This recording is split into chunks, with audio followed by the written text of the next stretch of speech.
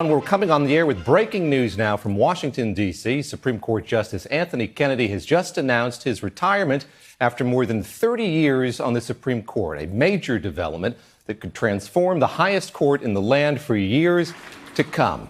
Kennedy, appointed by Ronald Reagan in 1988, has long been a crucial swing vote in the sharply divided court, and his departure at age 81 gives President Trump an opportunity to name his second Supreme Court justice in just 17 months. An opportunity here to shift the court decisively to the right.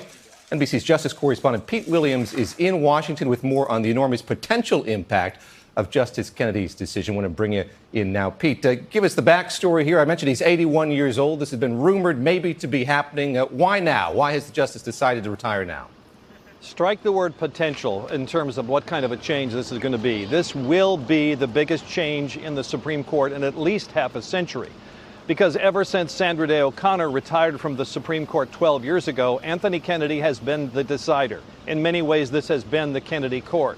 When he votes with the four conservatives, we get decisions gutting the Voting Rights Act, giving new life to the Second Amendment, allowing more union and corporate money in politics. And we saw it just yesterday when he was the fifth vote in the decision upholding the president's travel ban.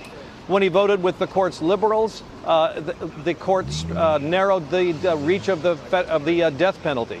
It gave legal rights to detainees in Guantanamo Bay. It said states couldn't enforce their own immigration laws.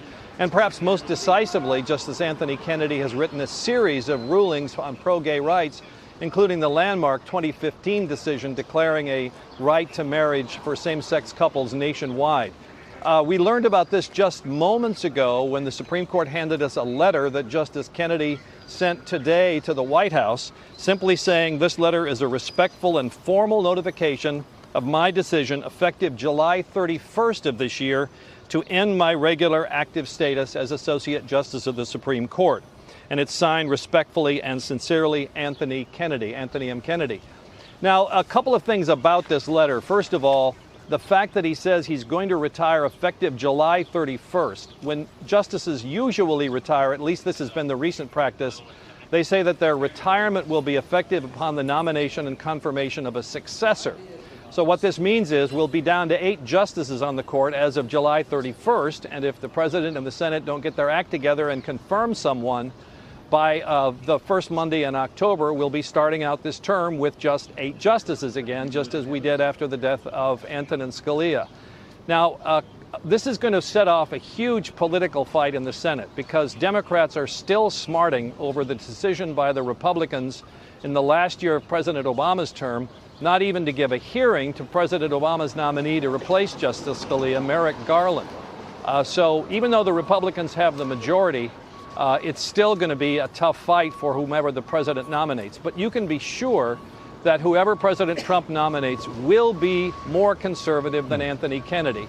And that will shift this sometimes conservative, sometimes liberal court to one that's solidly conservative. It will give the Chief Justice, Clarence Thomas, Samuel Alito, and Neil Gorsuch a 5th solid conservative.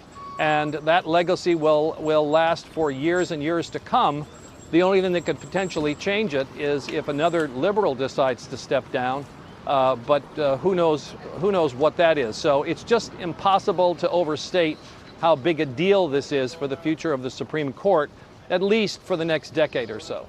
Pete Williams, as you said, he's a centrist. He's been this swing vote for many years now. He was born in Sacramento, went to Stanford University, then on to Harvard Law School. Talk a bit, if you would, about how his brand of jurisprudence was forged. How did Anthony Kennedy become Justice Anthony Kennedy? Well, he was put on the court by Ronald Reagan, who liked his conservative credentials, and he joined the conservatives, but then immediately, shortly after he came onto the court, broke with the conservatives and voted to uphold the Roe v. Wade and the follow-on decisions declaring a fundamental right to abortion. So one big question here is, will Justice Kennedy's departure and will his replacement by a more conservative justice mean that the Roe v. Wade decision could be changed? It's easy to see how it might be because there'll be 5 solid conservatives, but only Justice Clarence Thomas, in addition to Kennedy, is among the conservatives who've ever voted on the fundamental question. So we don't really know Where the Chief Justice, Samuel Alito, and Neil Gorsuch stand, we can guess, but we don't know how they stand on the fundamental question of Roe v. Wade. And, you know, conservatives on the one hand tend not to support abortion rights, but on the other hand, they tend to believe that rulings for the Supreme Court that have been long in force, what lawyers call stare decisis, should be respected. So it certainly puts the fundamental right of Roe v. Wade potentially in play. It's a big deal. Justice Kennedy has generally voted for to uphold the fundamental core holding of Roe, but on the other hand, he's a justice who wrote the opinion striking down what are called partial birth abortion laws. So he's, because perhaps of his deep Catholic faith and his conservatism, he's never been a big advocate of abortion, but on the other hand, he's been a solid vote for Roe v. Wade.